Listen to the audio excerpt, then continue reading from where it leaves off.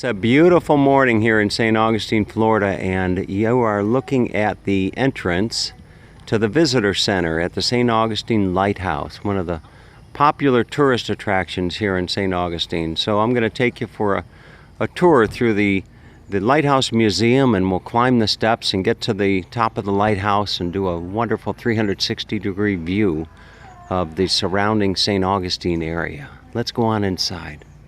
All right, as you walk in the door to the visitor center, they've got different information available for you to read, and the visitor center was actually the lightkeeper's house, and they have different photographs here of the different time periods of the lightkeeper's house.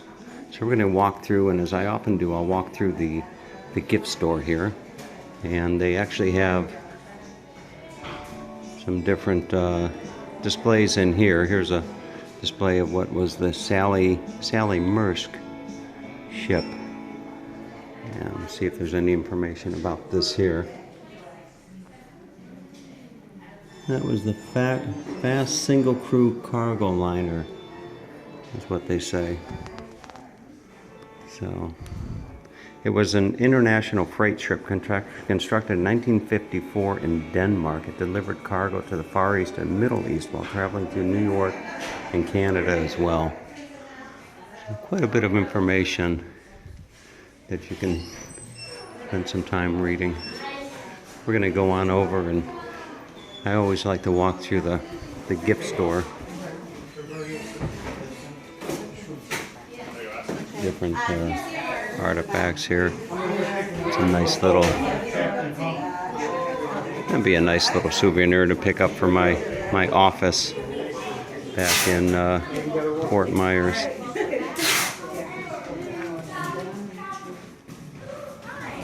Some keychains. All right, let's go on outside.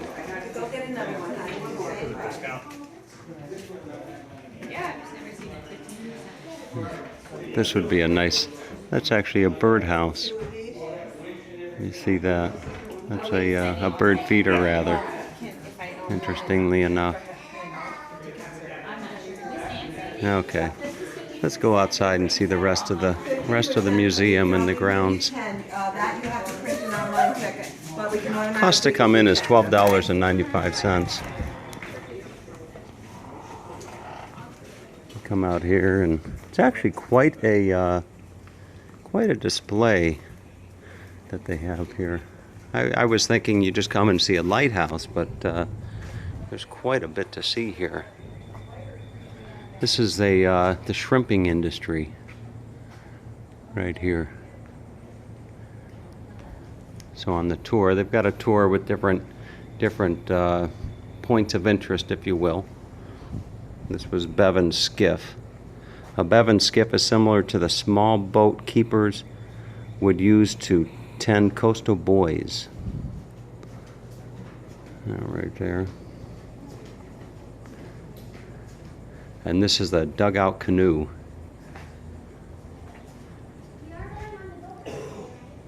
Because of the many inland lakes and waterways protected coastal waters, canoe making in Florida has a long history.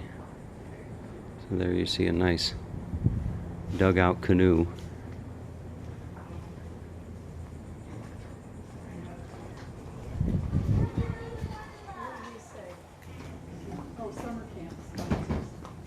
It's really a beautiful morning.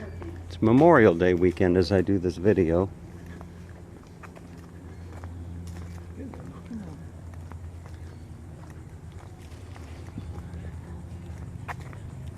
Really is a beautiful morning, and I can see the lighthouse right through those trees, which you'll see here in just a moment.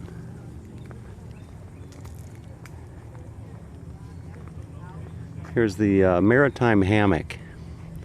The natural area you are standing in is called the Maritime hammock. It is formed as the coastline receded, creating stabilized beach dunes to allow for larger growth trees. Through maritime hammocks extend the Atlantic and Gulf Coast. The specific mix of live oak, red bay, and cabbage palm found in this maritime hammock extends from southern Georgia to Cape Canaveral. The shrub layer consists of saw palmetto, yapon, and wax myrtle. So there you have it, folks. There's your Maritime hammock. You know, interesting enough, I used to be a caregiver for a gentleman that had gone blind.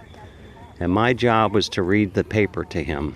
I'd show up and in the morning, his wife would go to work and I would read the paper to him. He always wanted me to read the sports section. And interestingly enough, he loved to have me read the restaurant reviews on, I think it was Saturday morning or something like that. I would read the restaurant reviews. So I became really good at reading.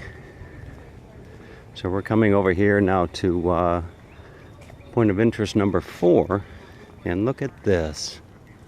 Look at that beautiful lighthouse there. Wow. Isn't that something? So we're going to take you to the top of that here very shortly.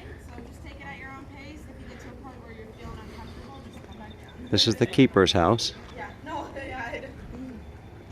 Right there. Good morning. Good morning. How are you? Good. Oh, we're fine, thank you.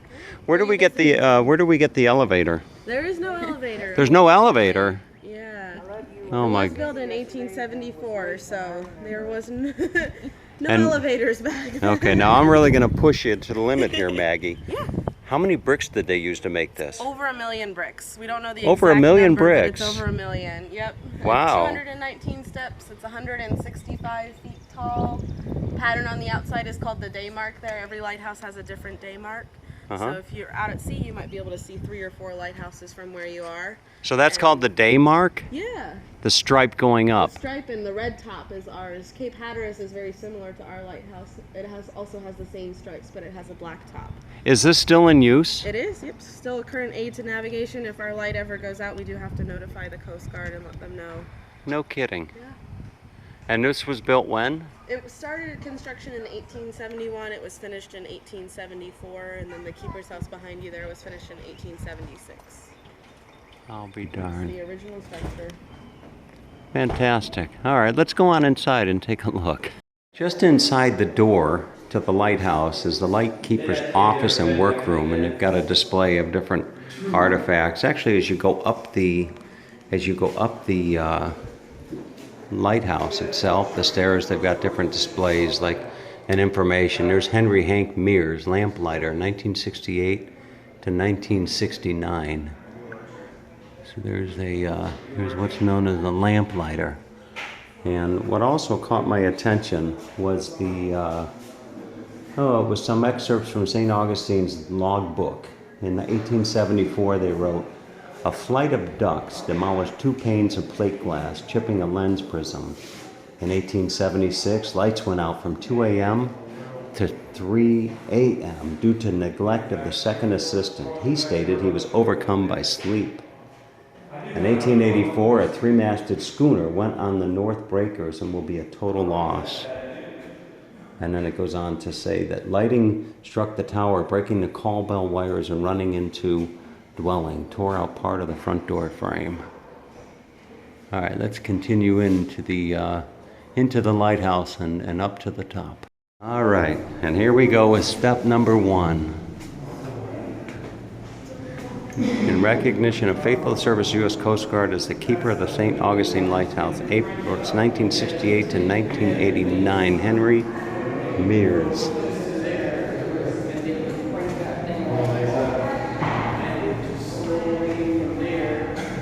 So here we go, folks. Probably give you a nice view right up.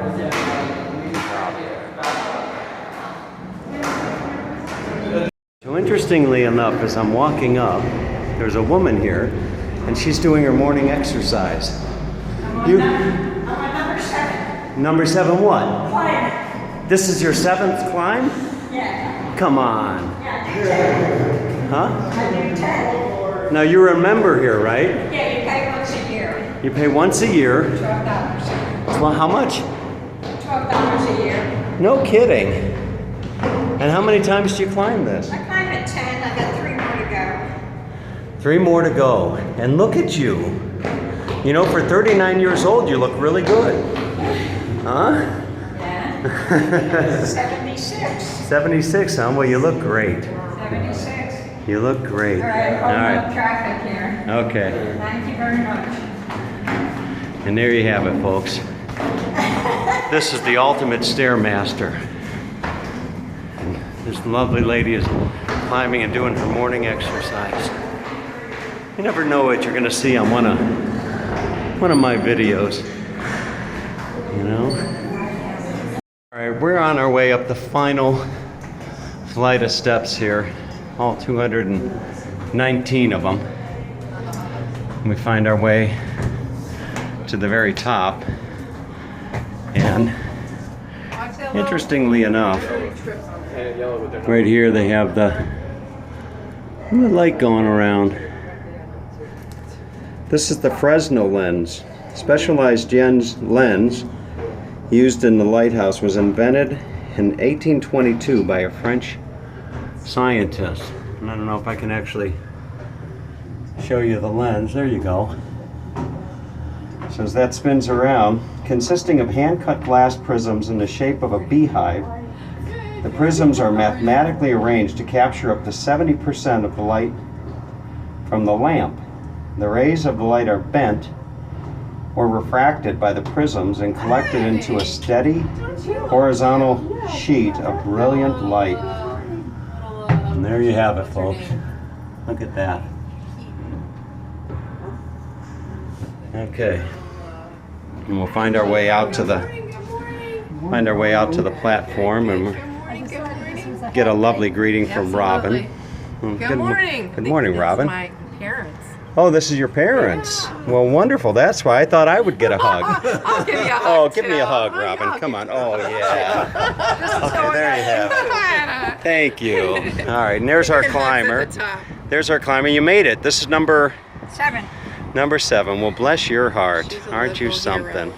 I have 6 children, she's a 8 local hero. grandchildren, and 9 great-granddaughters, if you're putting it on this. Say that again. I have 6 children, 6 children. 8 grandchildren, 8 grandchildren. 9 great-granddaughters. Fantastic. Maybe Wow. they do use you. Maybe they'll see you. They all And live they're in all girls. Pennsylvania. Yeah, Oh, well, they'll see you. They just got to go to thomashall.com and they'll see you. I got you. Okay. Thomashall.com. All right. I also was in the newspaper. All right. Well, fantastic. And look at this view. Look at you. Thank you. Wow. What a great view this is. Look at that. St. Augustine, Florida. I'm going to just take you around the perimeter here. Give you a nice 360-degree view as I do so. Look at that. Absolutely beautiful. And there's the beautiful Atlantic Ocean. Just wonderful. Couldn't ask for a nicer day to be giving you this tour of the St. Augustine Lighthouse.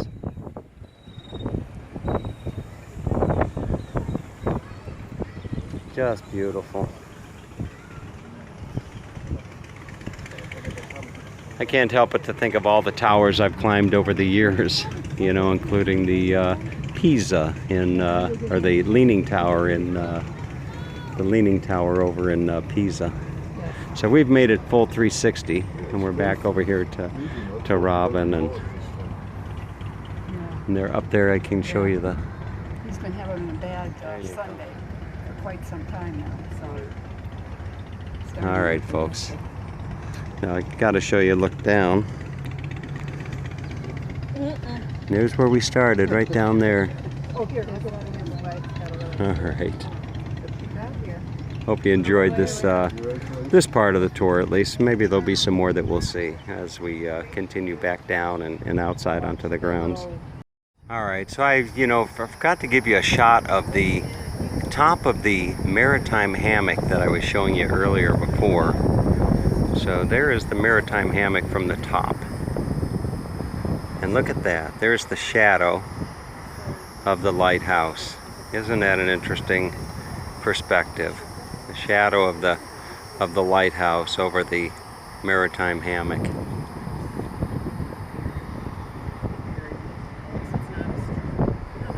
All right, let's begin to climb back down.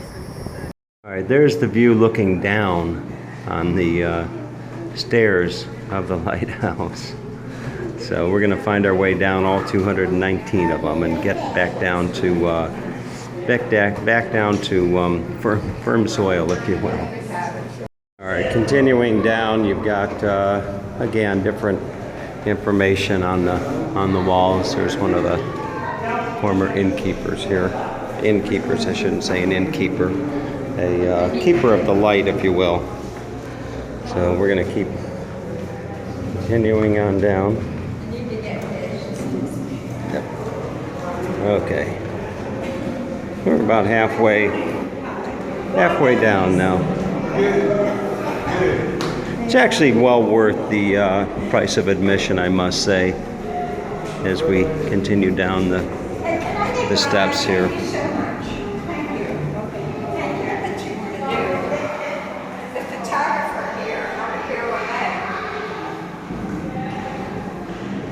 Okay.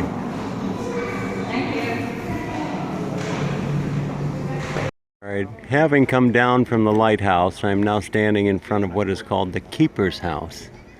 And the sign says visitors welcome, so we're going to go on and see how the Keeper's House is laid out.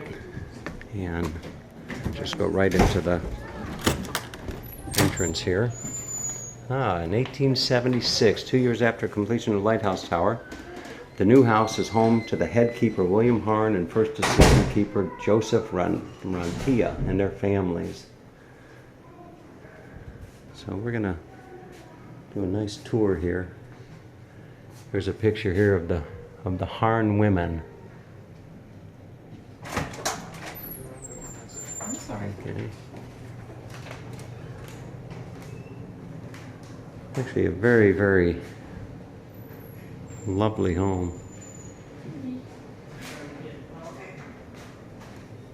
This looks like this would be the parlor.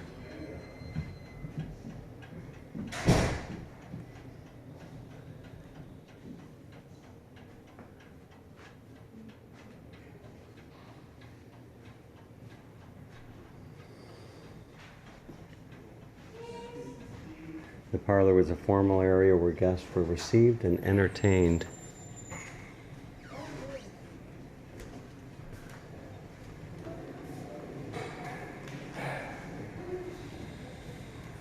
You going somewhere?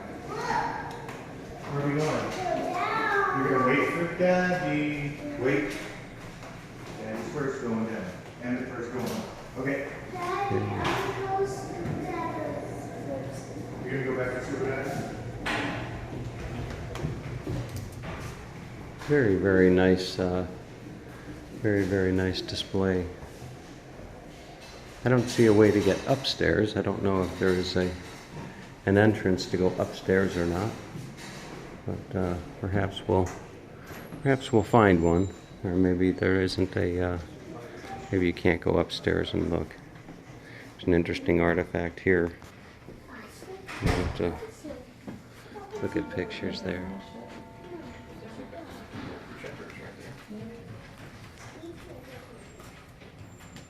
All right.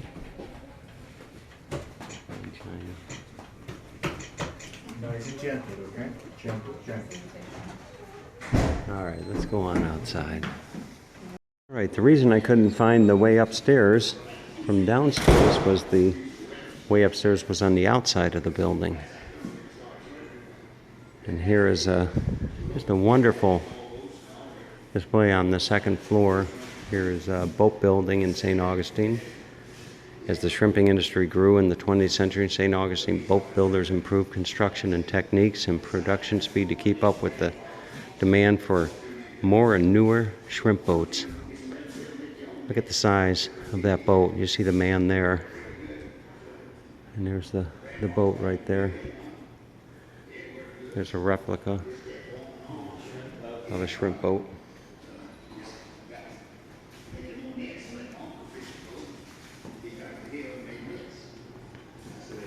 Another, the Potter Cooper. Wasn't who was it? Forrest Gump Wasn't Forrest Gump a, didn't he work on a shrimp boat? I think he did.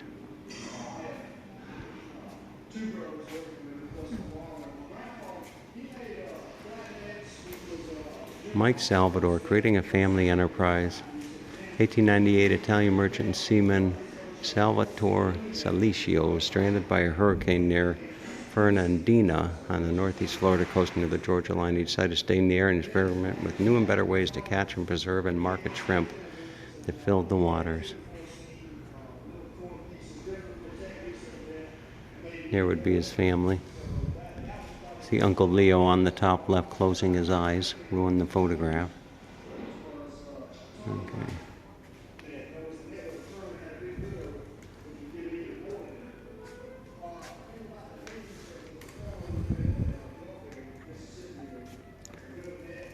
This says lighthouse within a lighthouse. It's almost like a dollhouse. Kara Graham, who has made creating miniatures a family affair, created this 1/12 scale lighthouse with help from her daughter, Ches Levy.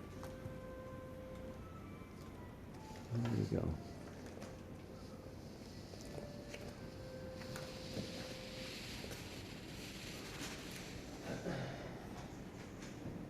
Isn't that nice?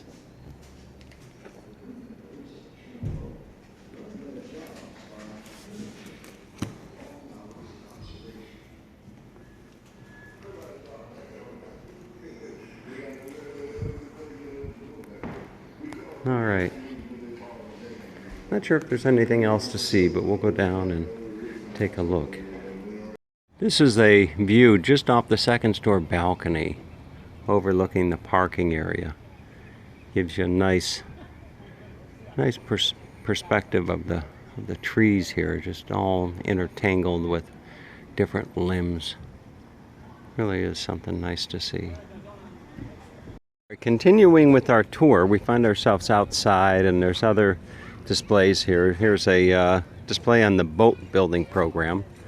The boatworks here at the St. Augustine Lighthouse are dedicated to preserving and keeping alive the wooden boat building tradition that thrived in St.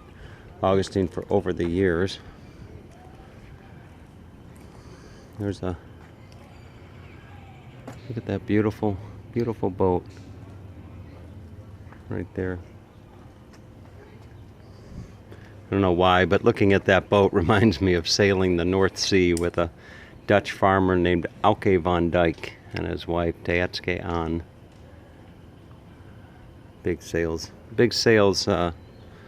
people, if that's what you call them, in the Netherlands. World War II. During World War II, German U-boats patrolled the shipping lanes off the coast of Florida, attacking cargo ships carrying vital supplies across the Atlantic. For this reason, the Coast Guard maintained a strong presence at our lighthouse and used what is now Flagler College as a United States Coast Guard training facility.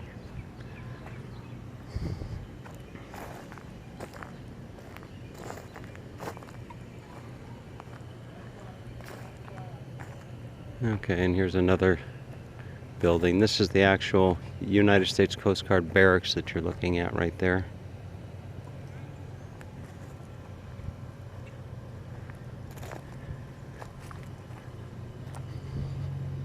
And this, I would imagine, is some type of a piece off of a shipwreck. Let's see. A historic sailing ship would have featured a massive rudder at its stern, which is the rear end. This was an important part of the ship's steering system.